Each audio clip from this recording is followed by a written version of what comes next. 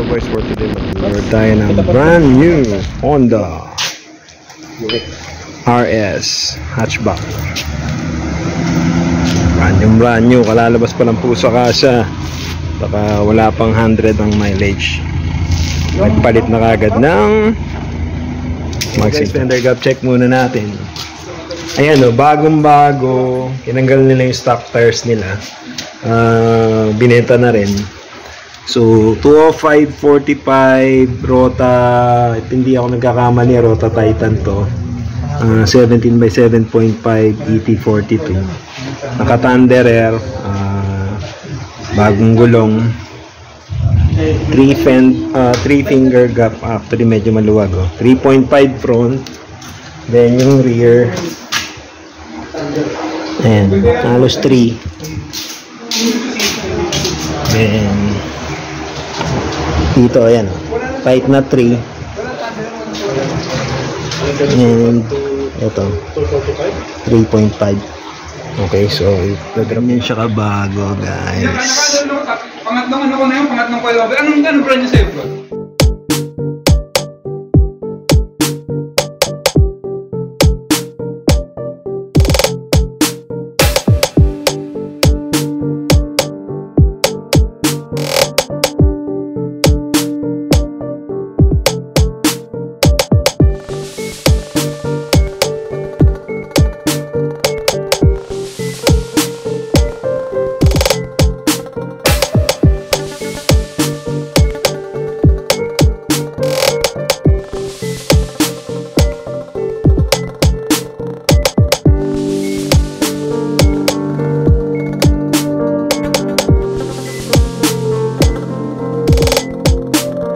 So guys, inuulan na tayo, no?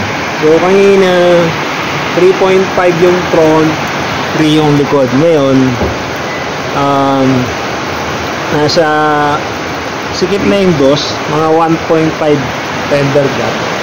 Tapos yung rear, yan, 1.5.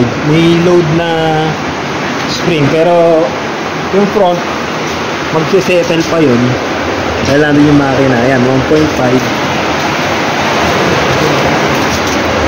Ayan, halos 1.5. Skip yung dos eh. Mula na eh.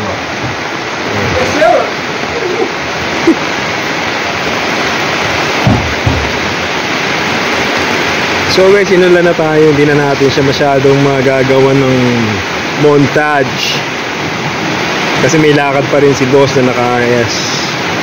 Kailangan pa sila ni Mayor ng Cavite City. Thank you. RS Honda.